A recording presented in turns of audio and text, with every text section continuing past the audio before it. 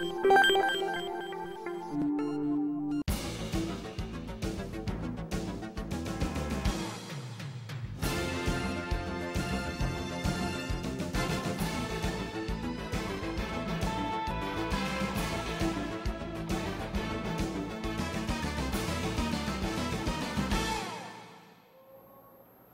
boa tarde. Eu sou Luiz Carlos Franco e o Primeira Página de hoje vai tentar desvendar um pouquinho dos bastidores do mundo da velocidade a 4 rodas. Nós temos dois convidados muito interessantes aqui hoje e eu vou falar um pouquinho desse universo antes de apresentá-los.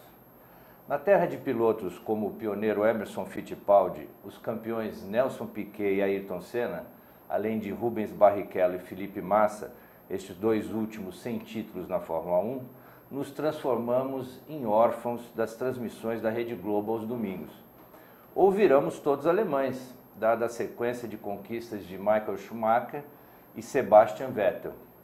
O que esperar dos próximos anos de pilotos brasileiros na Fórmula 1, da nova geração, enfim, do que está sendo feito para que o país volte a vibrar com vitórias nacionais no mais alto circo da velocidade mundial.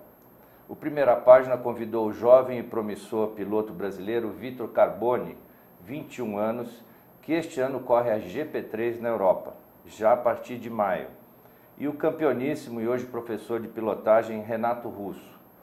Com a ajuda deles, vamos tentar desvendar como que se forma um piloto, suas dificuldades do idioma ao patrocínio.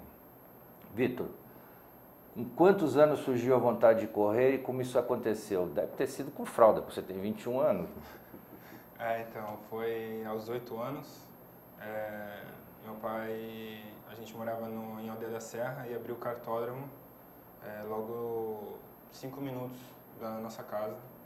Aí passou um ano, a gente sempre falava, vamos lá ver como é que é, só para dar uma olhada. Aí um dia a gente finalmente foi. Entramos no cartódromo só para dar uma olhada e meu pai encontrou um amigo dele que estava correndo e esse amigo dele me perguntou se eu queria dar uma volta, andar, dar uma curtida. Eu falei que queria e ele me colocou num kart, eu fui andar e aí a coisa foi indo, ficando mais séria. Teu pai sentou no kart também ou só olhou? Não, depois de muito tempo. Automobilismo não é o esporte que ele... Não é a praia dele. Não é a praia dele. Renato, piloto campeoníssimo, o maior vencedor do kart. Como foi quando você tomou a decisão de parar de correr? Bom, para falar a verdade, eu nunca parei de correr, né, em todos esses anos. Eu ainda corro de kart, dou as aulas de kart. Eu parei no automobilismo já fazem uns 5 anos. Eu sofri um acidente na Stock Car, um acidente sério, onde houve o falecimento do Ricardo Esperafico. E a partir de lá, estou me dedicando totalmente ao kart, aos meus pilotos e à equipe que é a RR Competições. E foi automática essa passagem para ensinar? Como é que ela se deu? Eu comecei com 13 anos, o meu primeiro aluno foi o Rubinho Barrichello, o segundo foi o Tony Canaan, e a partir daí não parei mais. Venho outros pilotos, Bia Figueiredo, o próprio Vitor está aqui do meu lado. Hoje eu tenho o Morgato, tenho o Dudu Barrichello, quer dizer, a geração é o filho do Rubinho. Quantos anos? Ele está com 11 anos. Já estão ensinando ele a acelerar? Acelera, Rubinho! Já fui para a pista com ele.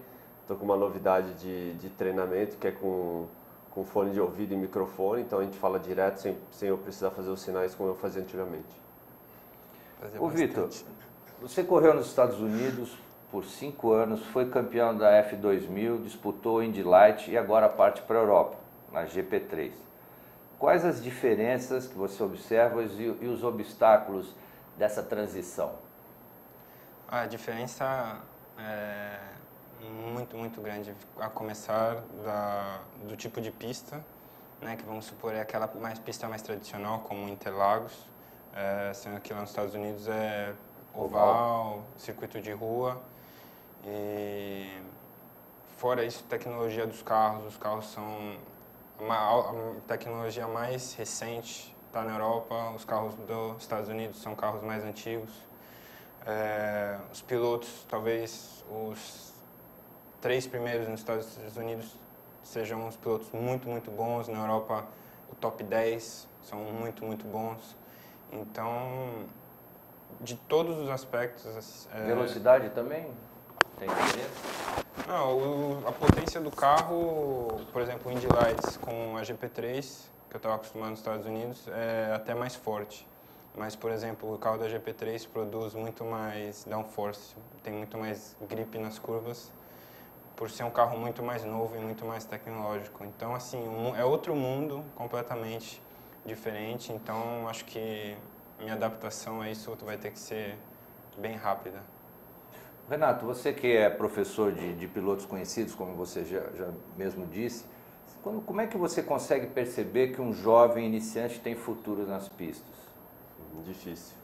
Você tem que ter olho clínico, o moleque começa a demonstrar muita vontade, quer treinar sempre, começa a se interessar pelo equipamento, quanto que o motor girou, aonde ele está errando, você muda o acerto do kart, o moleque já começa a transmitir para a equipe o que está acontecendo na pista e o que a equipe já está sabendo. Então, a partir daí, você já começa a olhar com outros olhos para esse garoto e os resultados. Conforme ele vai subindo de categoria, ele sai de uma júnior e vai para uma graduada, que é a categoria top, e o moleque já começa a demonstrar maturidade, começa a andar na frente, com certeza esse moleque vai longe. Fazer uma saia justa para você aí. E o Vitor, qual é o cenário para ele aí no futuro? Olha, o Vitor, quando eu fui para os Estados Unidos com ele, teve uma corrida em Sonoma, se não me engano. Foi ali que o Vitor mostrou para mim que estou preparado para enfrentar as feras. Nós não tínhamos o equipamento top, ele largou de último e acabou ganhando essa bateria. E passou todo mundo numa única curva onde ninguém passava. Até foi meio que advertido pelos comissários porque passou numa curva que para eles era meio perigosa. Tá abusado. Abusadinho. E dali em diante o Vitor começou a despontar e tanto que estava até hoje nos Estados Unidos. Ô Vitor, a GP3 historicamente não traz boas lembranças para os últimos pilotos brasileiros que a disputaram. Isso te causa alguma apreensão? Ou... Não, acho que não. Acho que cada um tem sua história aí. Eu estou chegando lá para fazer a minha. Então, claro que a gente quer mudar essa estatística aí. Então, vamos fazer de tudo para poder mudar isso. Quais são as suas chances, considerando que todas as equipes são basicamente idênticas, né? Os carros são iguais. O que vai fazer diferença é o piloto? Não, sempre tem uma diferença, né? A categoria pode ser... tudo eles podem falar que o chassi é igual, o motor é tudo igual, mas sempre tem a diferença porque, queira ou não, essa é a diferença da equipe. Tem sempre as equipes que sempre estão brigando pelas posições da frente e elas se diferenciam por um motivo. Então, sim, essa categoria de base, a GP3, por exemplo, é muito mais influenciada pela habilidade do piloto, mas não, ainda tem um pouco de diferença, sim. Se você fosse escolher um ídolo aí da Fórmula 1, entre os brasileiros que correram, qual seria o seu ídolo? Não, o Senna. Não tem muito o que pensar. Ser cenarista? Ô Renato, qual é o caminho natural ou recomendado para quem quer ser piloto e tentar chegar na Fórmula 1? O kart, a base do automobilismo? O kart sempre vai ser a base do automobilismo. Você tem vários aspectos. O cara que quer viver do automobilismo, o cara que quer tentar viver do automobilismo e aquele que só vai para ser mais um piloto. Hoje o caminho mais curto para você ter um sucesso e ser um piloto profissional seria os Estados Unidos, onde você tem vários leques de categorias. Agora, aquele cara que quer chegar numa Fórmula 1, fazer o que a gente está fazendo com o Juliano Raussi, que é Europa, desde do kart, e aí você vai subindo, escolhendo as categorias onde você acha que pode despontar mais, e é lógico, um belo patrocínio para poder se sustentar na Europa. Pois é, dá uma noção, por exemplo, vamos considerar que eu tenho um filho porque eu já passei da idade, então vou colocar esse filho para tentar ver se ele vai ser um bom piloto ou não. Quanto custa essa brincadeira por ano? Qual é o equipamento necessário? Olha, no kart, se não me engano, Dependendo do campeonato que você fizer, se for europeu, mundial e mais o italiano, você deve gastar em torno de 200 mil euros no ano. Sem contar hospedagem, alimentação. Sem contar hospedagem, alimentação e passagem aérea. E o kart hoje no Brasil? Quer dizer, eu vou competir, tem competição de kart? Quanto gira em torno essa? Tudo depende de quantos campeonatos você vai fazer. Hoje no Brasil, o que ainda manda é São Paulo. São Paulo a gente tem o SKB, que eu sou um dos organizadores, faço parte da organização, o Paulista Light, e fora a Copa Brasil e Brasileiro. Mas hoje o que manda é São Paulo. São Paulo é o centro do kartismo, é igual a Itália, que é o centro do kartismo mundial. Então São Paulo é o que comanda. Mas dependendo do campeonato que você for fazer, você gasta em torno de 120 mil no ano. Ô Vitor, como é que essa equipe é Trident? Trident. Quais são as suas chances com ela? Como é que você chegou nessa equipe? Conta um pouquinho pra gente. Então, no final do ano passado, começo desse ano, eu fui para a Europa visitar várias equipes para ver se eu conseguia fechar com alguma para a GP3 desse ano. E eu estava entre duas, a Trident e uma outra, no final, depois de olhar todas elas. E o que me surpreendeu muito na Trident foi a dedicação que eles mostraram a ter, e me parece uma equipe com muito potencial, mesmo eles não forem tão bem. Esse ano que passou, eles tiveram pilotos não tão bons, que lógico é a culpa deles, na minha opinião também. Os pilotos não eram tão experientes, mas quando o que eu te falei agora, quando eu fui visitar eles, eu vi o empenho, eu vi a vontade deles, que eles estão de mostrar resultado.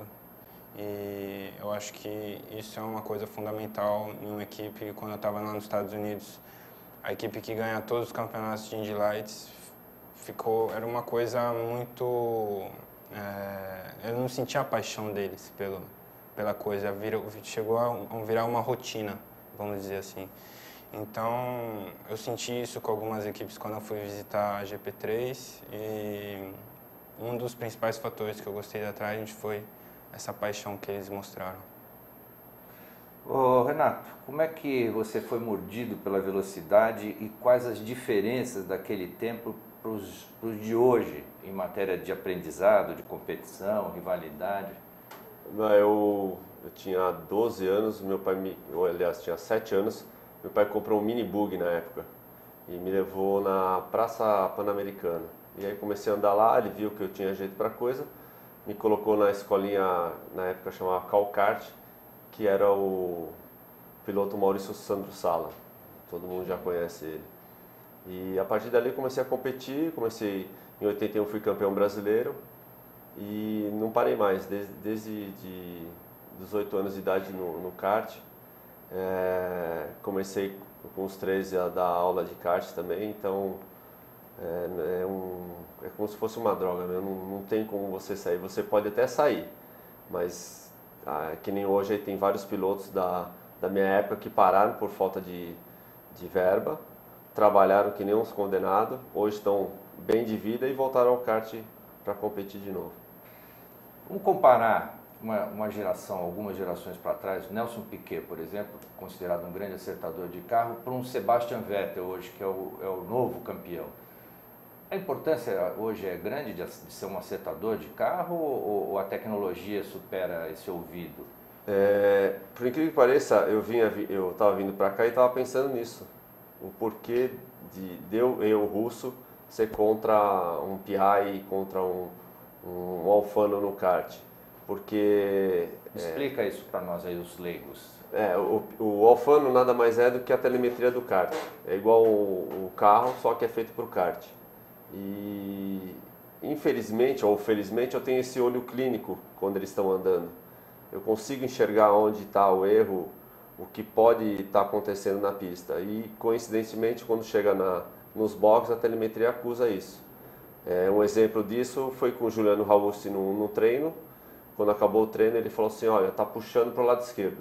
Na mesma hora onde eles estavam trocando o motor, eu coloquei o volante em linha reta para ver as duas rodas dianteiras, me afastei, como eu fazia isso lá atrás antigamente, e realmente o lado da roda esquerda estava um pouquinho aberto.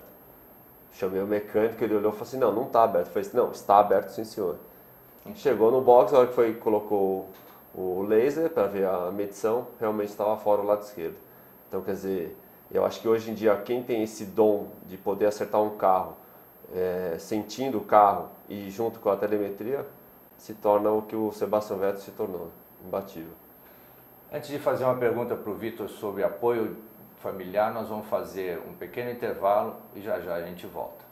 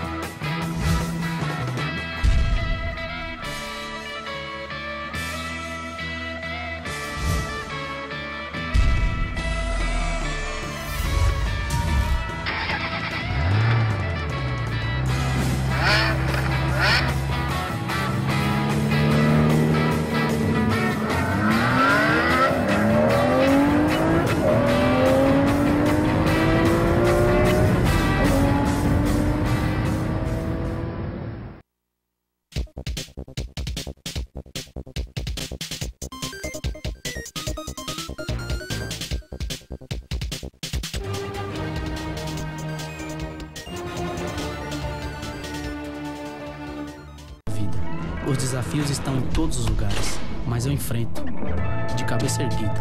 É no campo que eu mostro o meu melhor, com garra, determinação e trabalho. Adversário, marcação cerrada, driblo todos eles. Nada vai conseguir me parar. E sabe por quê? Porque eu acredito no meu talento. E sempre que entro em campo, jogo pra ganhar. A partida vai começar. Vamos pra cima.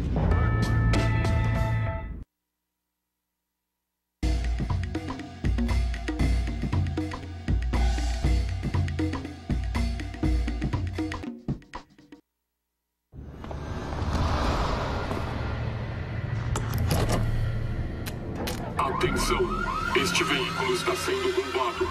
Ligue para a nossa central e diga a localização exata desse veículo, porque com o localizador instalado nele vai ser difícil encontrar. Chegou o Bebom, rastreador com tecnologia de telemetria de última geração. Com ele, você sabe exatamente onde estão seus veículos, frota e família. Contrate agora. Acesse www.bebom.com.br.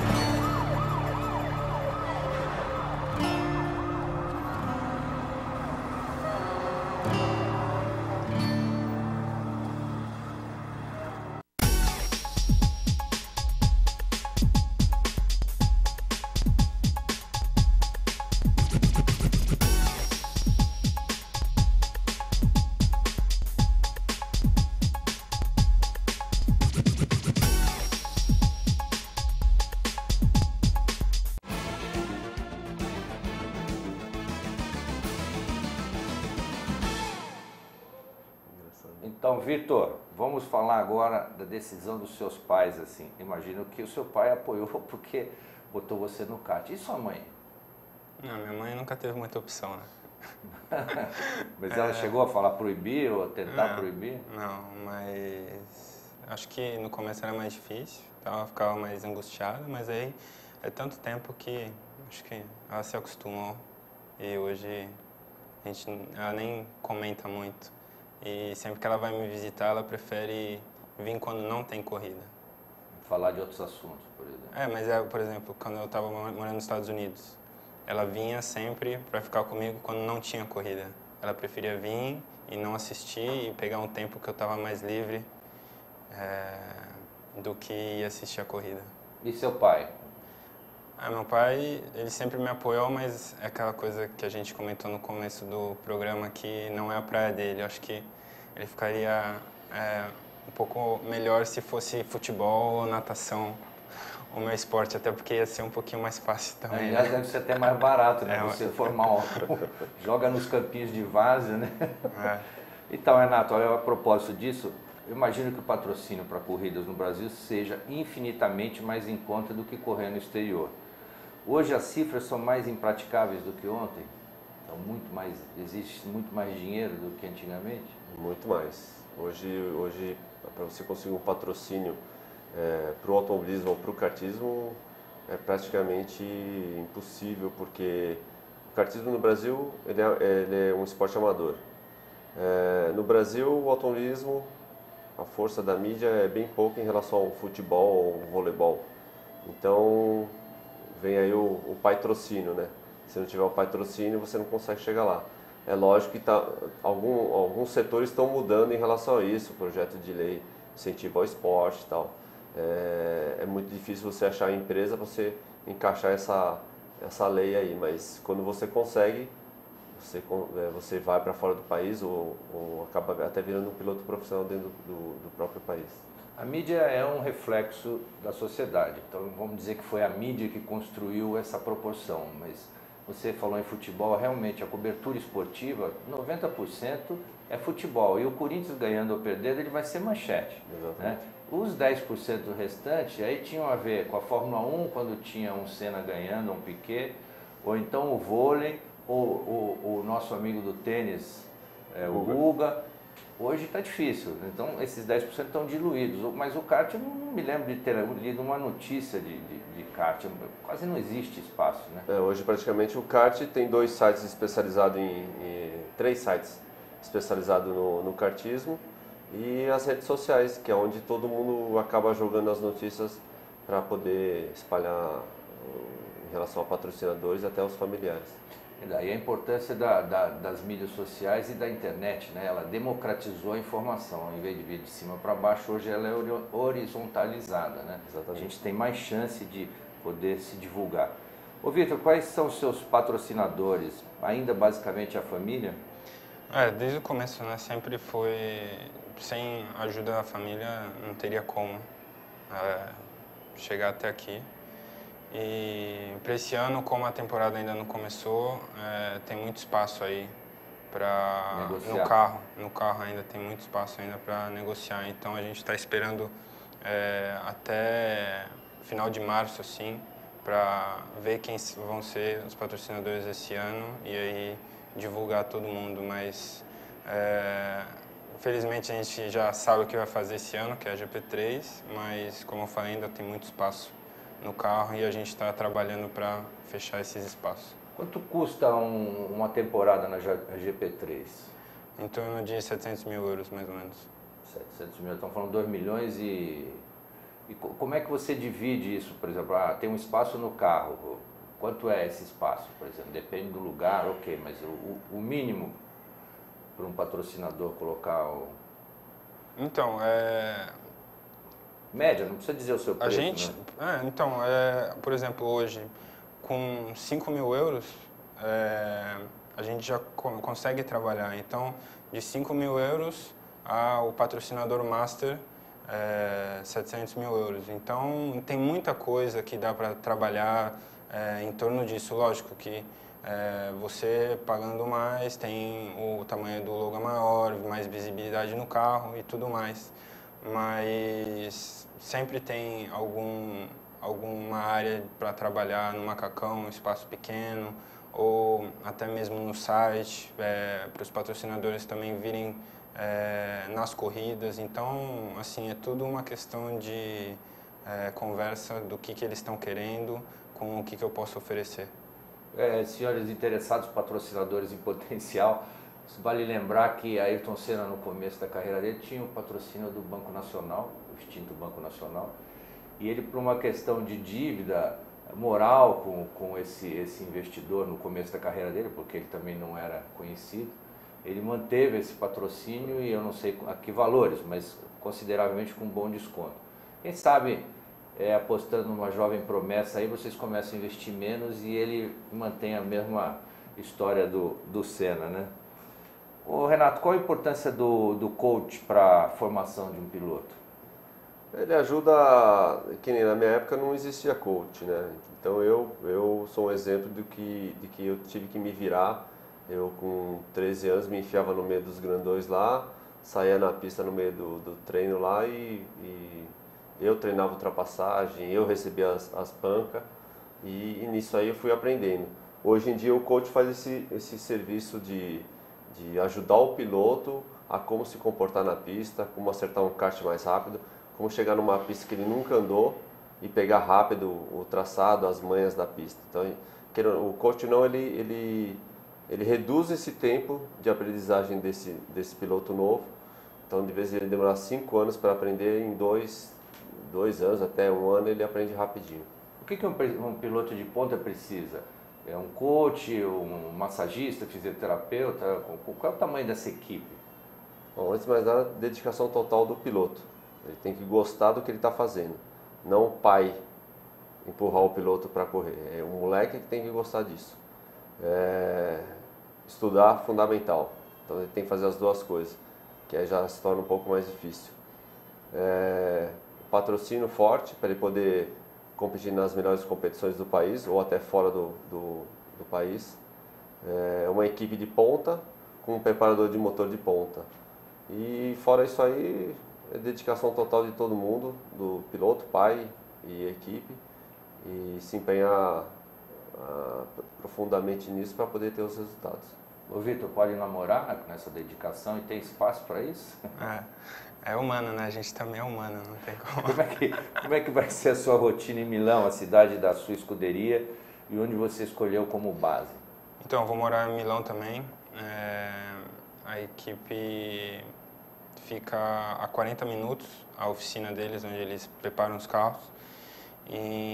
Então, lá a locomoção na Europa é muito fácil, então dá para pegar um trem, em 40 minutos eu tô lá.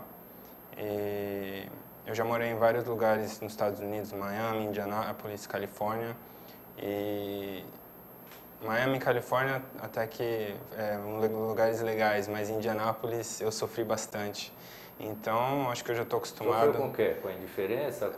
Cidade pequena, muito frio no inverno, todas essas coisas que eu sou daqui de São Paulo, então eu estou acostumado com a loucura.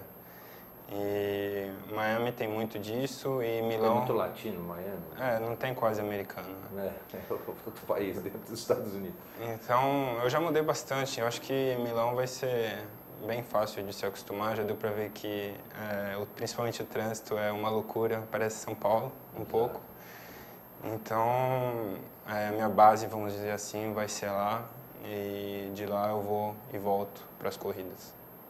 Ô Renato, você falou de custo de kart. Nas categorias turismo ou monoposto, e aí eu vou pedir para você explicar o que é isso para nós leigos, também quanto custa? Vai subindo o patamar? O turismo, no Brasil hoje, se resume a Stock Car, que o turismo é um carro fechado, igual o carro de rua, feito para pista. Monoposto é aquele carro igual o Fórmula 1, com tudo exposto. Hoje no Brasil a gente tem a Stock Car, que é a top do Brasil no turismo, e o monoposto que voltou à Fórmula 3, que esse ano está vindo com tudo aí, e os custos da Fórmula 3 são os mais altos que tem hoje, e no turismo a Stock Car. Fora isso aí, a gente tem o Campeonato Paulista de turismo, que aí se resume em Corsa, Gol, os carrinhos mais básicos, e que é um custo um pouco mais baixo. um pouco mais baixo, não, bem mais baixo. O piloto aí deve gastar para fazer um Paulista hoje em torno de 5 mil a 6 mil reais. E competir no Stock Cars, quanto... Na Stock Car, pra você pegar uma equipe de ponta aí, menos de 1 milhão você não consegue. Barbaridade. Ô Vitor, papel aceita tudo, então vamos lá. Exercício de futurologia. Quais são os seus planos após ir bem na GP3? Fórmula 1. Pular assim direto? Esse é o plano é chegar na Fórmula 1. Vamos acabar o ano... Em quanto tempo? O mais rápido possível. 2 anos? Não, é muito difícil fazer plano assim. Eu acho que sempre que o campeonato acaba, abre um leque de oportunidade. E eu sempre tento escolher qual a melhor oportunidade. Se for Fórmula 1, a Fórmula 1. Se for para o próximo passo, a GP2, a GP2. Então, é esperar o campeonato acabar e ver o que vai surgir de oportunidade. Ô Renato, dificuldades do kart hoje no Brasil? Ou é um mar de rosa? Você me pegou. Tem os pilotos que não têm a temporada fechada em termos de dinheiro, então eles correm o Paulista Light, que é um pouco mais em conta, você não precisa ter um motor próprio, você aluga um motor para correr. Esse é um campeonato hoje que mais bomba hoje no Brasil.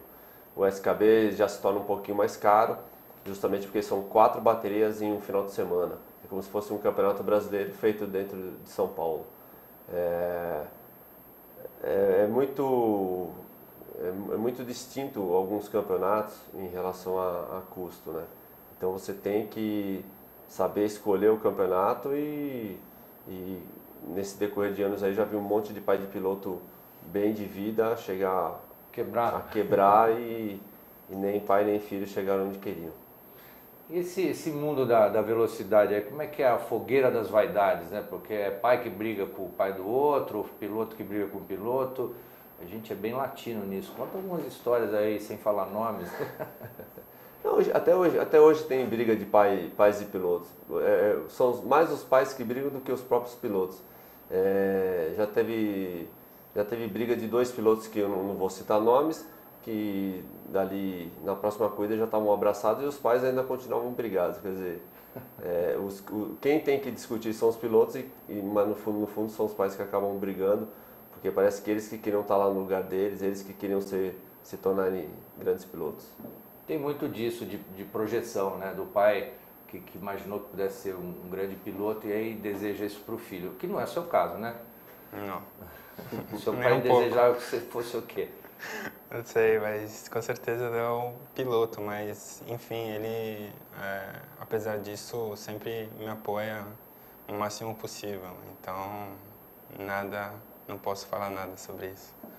Ô Vitor, o que vem primeiro? O patrocínio ou as vitórias? Ou um não vive sem o outro? Acho que um não vive sem o outro, porque acima de tudo você tem que estar lá para competir. E depois, você estando lá, você tem que ter as vitórias. Então, acho que o essencial é o patrocínio hoje, até porque alguns pilotos que estão na Fórmula 1 foi mais por causa do patrocínio que eles têm hoje do que os próprios resultados que eles obtiveram aí no passado. Quantos pilotos, vamos dar uma proporção, quantos pilotos ganham o salário de fato e deixam de levar patrocínio? E a maioria leva o patrocínio para poder correr, para depois pleitear só o salário? Como é que funciona? Mais ou menos assim? Acho que na Fórmula 1, o que? Metade do grid? Acho que metade do grid. Metade do grid paga. E a outra metade... A outra metade chegou lá, já tem levando título, o patrocínio, né? Mas leva patrocínio também? Acho que metade do grid. Mas também ganha o salário. Qual é o salário de um piloto de Fórmula 1 campeão? Hein? Não dá para saber, né? Não tenho ideia, patrocínio, fora comercial. Você diz um Fernando Alonso, um Sebastian Vettel? Então, é difícil de falar, né? Até porque nunca está certo os números, mas saiu essa semana no Globo.com uma tabelinha dos pilotos e acho que o primeiro e o segundo era Alonso Hamilton, 65 milhões de reais. Ano. Aí vai... Nada mal, não? Não, nada mal. Eu tenho uma historinha que muito me orgulho. Fora do jornalismo especializado, eu fui o primeiro jornalista a entrevistar o Ayrton Senna ainda quando estava iniciando. Então eu desejo ao Vitor a mesma sorte. Quem sabe esse programa, já que nós não somos especializados em automobilismo, seja um grande trampolim para você brilhar aí na temporada de GP3 e quem sabe na Fórmula 1. Desejo muita sorte para você. E Renato, perguntando aí, o que a gente tem de pilotos, desde os mais novos e os mais maduros, para tentar a sorte aí no automobilismo nos próximos anos? Olha, tá vindo uma safra muito boa da Júnior Maior, que é a categoria de 12 a 14, uma safra ótima, eu diria. Tem aí em torno de 5 a 6 pilotos na Júnior. Na Júnior Menor também põe o mesmo número de 5 a 6. E na Cadete a maioria deles é fera. É um moleque que já tem a concentração de um piloto grande, guia como um piloto grande e faz ultrapassagem como um piloto grande. Vai vir uma safra boa aí, só depende agora dos patrocinadores. E essa safra boa pode despontar em quanto tempo aí nas categorias mais altas do automobilismo? Eu vou falar um nome aí, não é só porque eu treino ele e ele é da minha equipe, que é o Juliano Raussi, que esse ano ele ficou em quinto no Mundial, na categoria dele. E só não ganhou por causa de um toque na última volta, faltando 2 voltas. Liderou praticamente todos os treinos, foi pole, e isso foi em 3 anos que ele está na Europa. Então, quer dizer, esse é um cara que anos? Fez 15 ontem. Barbaridade. Então, e aí vai seguir os caminhos do Vitor em pouco tempo, mais 3, 4 anos. Se Deus quiser, esse aí tem um grande futuro. Ok, o Primeira Página vai ficando por aqui e na próxima semana nós vamos falar da dificuldade dos estrangeiros em se adaptarem aqui no Brasil, em matéria de trabalho e de relacionamento, que é exatamente o caminho oposto que vai fazer o Vitor lá em Milão. Um grande abraço e um bom dia.